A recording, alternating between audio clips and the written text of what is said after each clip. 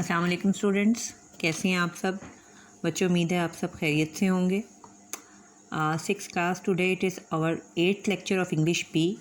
In our 7th lecture we have read about the pronouns on book page number 7 and 8. Today we are going to solve the exercise of pronouns. बेटा हमारा आज English P का 8वां lecture है और इससे पहले हमने अपने 7वें लेक्चर में अपनी ग्रामर की बुक का पहला लेसन स्टार्ट किया था जिसका टॉपिक था प्रोनाउंस, और ये सारा मैंने डिटेल में डिफ़ाइन किया था और आपको समझाया था।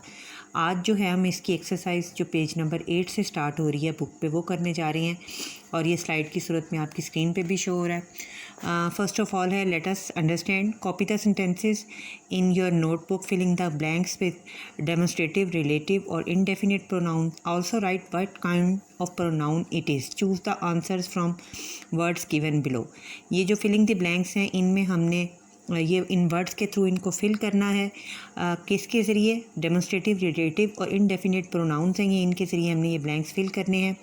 और इसके साथ साथ हमने उस पर सेंटेंस के आगे ये भी मेंशन करना है कि ये कौन सा प्रोनाउन है। आपको अपनी स्क्रीन पे बेटा जैसा कि नज़र आ रहा है कि फ़र्स्ट है these flowers are beautiful. These जो है ये डेमोन्स्ट्रेटिव प्रोनाउन है। और सेकंड वन है हमारा that is a famous place of France. वो फ्रांस का एक मशहूर फ्रांस की मशहूर जगह है। दैट भी डेमोन्स्ट्रेटिव प्रोनाउन है। उसके बाद है I found the pencil which I had lost. It is relative pronoun. Which जो है ये रिलेटिव प्रोनाउन है। Is he not the one who had visited my place. क्या ये उनमें से एक नहीं जो मेरे घर आया था। ये भी रिलेटिव प्रोनाउन है, यानी हु जो है ये रिलेटिव प्रोनाउन है। नेक्स्ट है none of them knows the answer. ये इनडेफिनिट प्रोनाउन है। नन का मतलब होता है इनमें से किसी को भी ये जवाब नहीं आता। लास्ट है everyone is looking happy. Everyone जो है it is also related to indefinite pronoun.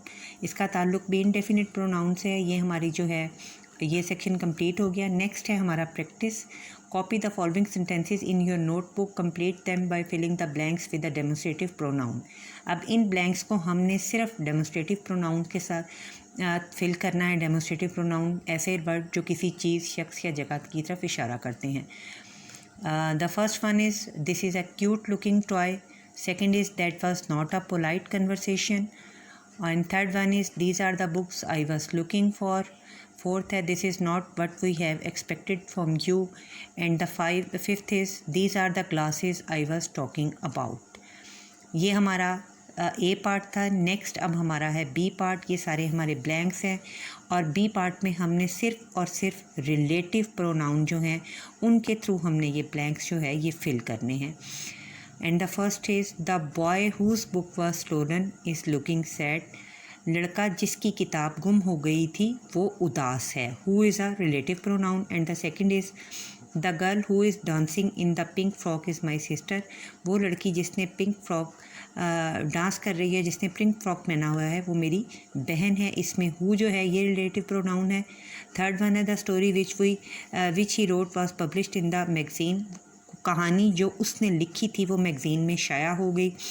इसमें विच जो है ये रिलेटिव प्रोनाउन है। This is the house where the thieves broke into. ये वो घर है जहाँ चोरों ने नकबजनी की या डाका डाला। Where is also relative pronoun. We like the house that was facing the sea. हमें वो घर पसंद आया जिसका रुख समंदर की तरफ था। That is also a relative pronoun. And the section C, copy the sentences below in your notebook, filling the blanks with the suitable indefinite pronoun. अब हमने इन ब्लैंक्स को इनडेफिनिट प्रोनाउंस के साथ जो है वो फिल करना है। In first one is I am very thirsty. I would like someone to fetch me a glass of water. Someone is indefinite pronoun. इसका मतलब यह है कि मुझे बहुत प्यास लगी है और मैं पसंद करूँगा कि कोई मुझे पानी का एक गिलास ला दे। Second is the children were making a noise because they did not have anything to do. अब एनीथिंग जो है ये इनडेफिनिट प्रोनाउन है। इसका मतलब ये है कि बच्चे शोर कर रहे थे क्योंकि उनके पास करने के लिए कोई काम नहीं था। Now the last page and the third blank is please do something about the house. It needs renovation. बराए मेहरबानी घर के लिए कुछ कीजिए, इसको दोबारा मुरम्मत करने की ज़रूरत है। Last one, fourth one is you don't look happy with the dress, is anything wrong with it.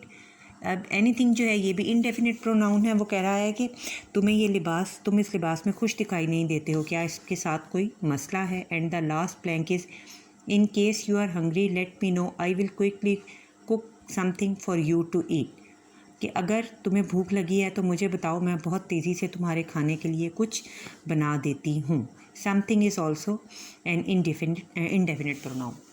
Now the last part of our exercise, extended exercise, filling the blanks with demonstrative, relative and indefinite pronouns in your notebook. Choose the answers from the list given below. बेटा इसमें हमने noun की जो तीनों types हैं उनके साथ हमने ये ब्लैंक्स फिल करनी है। आपकी आसानी के लिए मैंने इसमें वर्ड्स लिख भी दिए हैं और ऊपर वर्ड्स के ऊपर जो है वो नंबरिंग भी कर दी है। अब मैंने पढ़ती हूँ। फर्स्ट है ही है help nearly every one in the class, उसने क्लास में तकरीबन सबकी मदद की।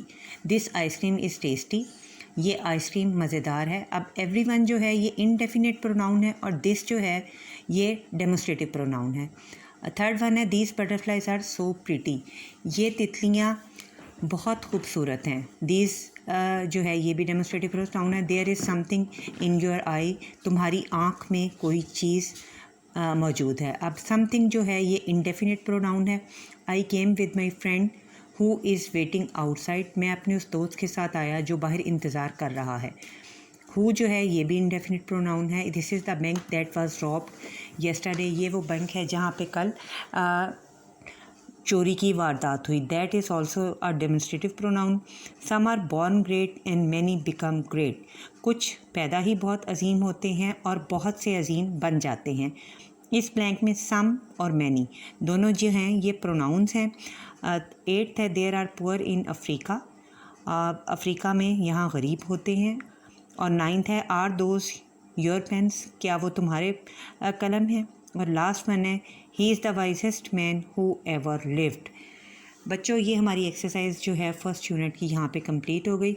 आई होप कि आपको सब ये समझ आ गए होंगे। इसके पहले सेक्शन में भी मैंने किस किस्म के जो हैं, फर्स्ट सेक्शन में जो था इस पेज पे कि ये कौन कौन से प्रोनाउंस हैं, ये भी मैंने आगे लिख दिए हैं। D for demonstrative, R for relative and I for indefinite pronoun. I hope कि आपको ये सारा चैप्टर जो है अच्छी तरह समझ आ गया होगा। Thank you very much. अल्लाह हाफिज़।